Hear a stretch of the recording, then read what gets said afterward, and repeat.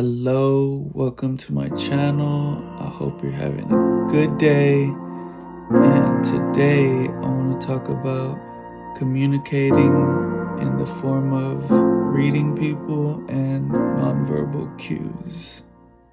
So, communication is always important in any kind of relationship that you have, whether it's with a relative or your soulmate or a friend or your co-workers, even with complete strangers. It's always good to have good communication. And the better communicative you are, the better that you will have an understanding with people and for them to understand you as well. I think it's important and also healthy that if you have a disagreement, that you agree to disagree, and that can be the end of it. There doesn't have to be an argument or a fight just because you don't see eye to eye with this person or with the next person. You can still get along, you can still respect each other. You don't have to resort to hating each other or talking about them behind their back just because you don't agree with them. So, one form of communication is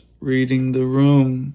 Basically, is reading people. Basically, just visually seeing what a person is feeling, and the facial area is where you can see what a person is feeling for the most part. But body language is exactly that. It's the whole body. Some people can have their arms crossed. That can sometimes say like maybe they're mad or they have a bad attitude. But it doesn't always mean that just because they have their arms crossed. Maybe they just feel comfortable with their arms crossed. So it's not always the facial expressions that tell what a person is feeling. But for the most part, yes. But we gotta be careful too, because some people try to hide their emotions and they try to hide how they're really feeling. And that also can be detected too. But sometimes people are really good at hiding it and being deceitful. But also sometimes it's not about if they're trying to hide how they're feeling. They're just trying to be nice about if they just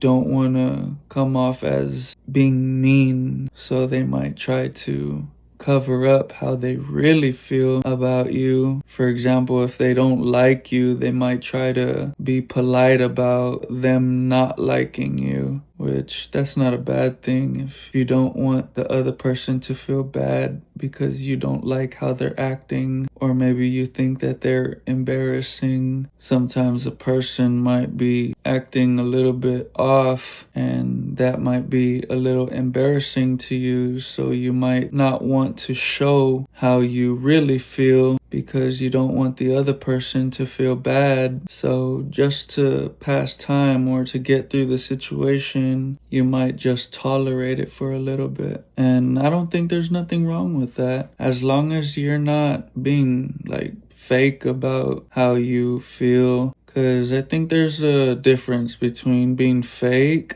and just covering up how you feel just to pass time. You know, you're not obligated. Nobody is obligated to show someone how they really feel, and you don't have to answer to anybody anyways, so it doesn't matter. It's optional if you want to speak up and say something and give maybe moral advice to someone. That's totally up to you. And if you do want to do that in the moment, well, hey, more power to you. So I think reading people is a normal thing for most of us. We like to see if everything is okay. I believe a lot of times, since there are a lot of insecurities that people have, and among other things, that we just naturally detect a negative vibe or maybe disrespect, or that somebody is not really totally comfortable around us. So then a problem arises. You start thinking that the other person does not like you, they don't fully like you, or that they may have a problem with you. And it may be true.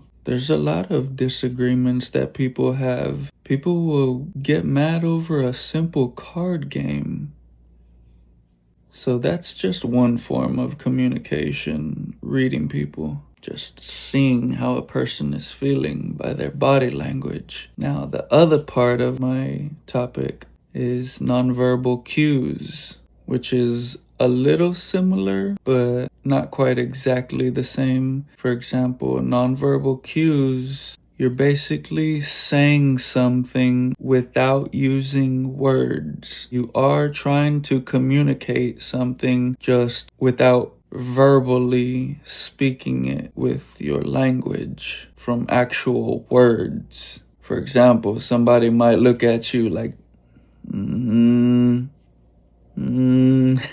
it's a nonverbal cue. Try and tell them like, hey, why did you do that? Nonverbal cue.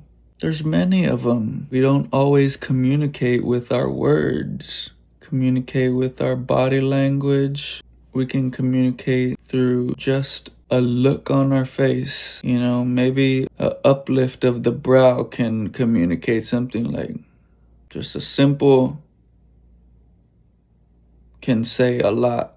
Like, wow, why would you say something like that? Or anything. There are many ways that we communicate, and in a social setting where you have a community or a school or different types of groups, there are unspoken rules that people have within a community so that they can function properly and so things can run smoothly.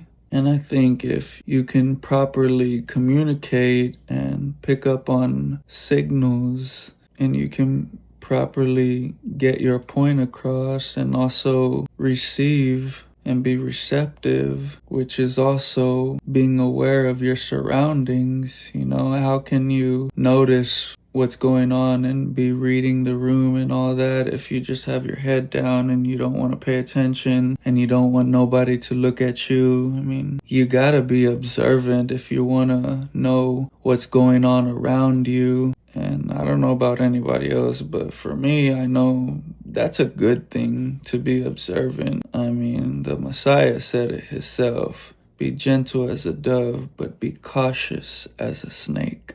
That's just something to think about and maybe work on in your own life in that area, especially if you're wanting to be kind and be compassionate toward others. For sure, you're gonna have to be observant of your surroundings and even of yourself and how you are and what kind of energy that you yourself are giving out, because as you can read people, people can also read you. You don't want to be giving out the wrong message by how you're acting. And if you can accurately pick up on signals and read people properly, the easier of a time that you're going to have in your own life. You don't want to miss out on any important things that may be happening, because when you're observant, you learn how people are. But that doesn't mean, or I'm not trying to say like go walk around with your nose stuck up in the air and thinking you're better than everybody. Be humble, but also be observant, because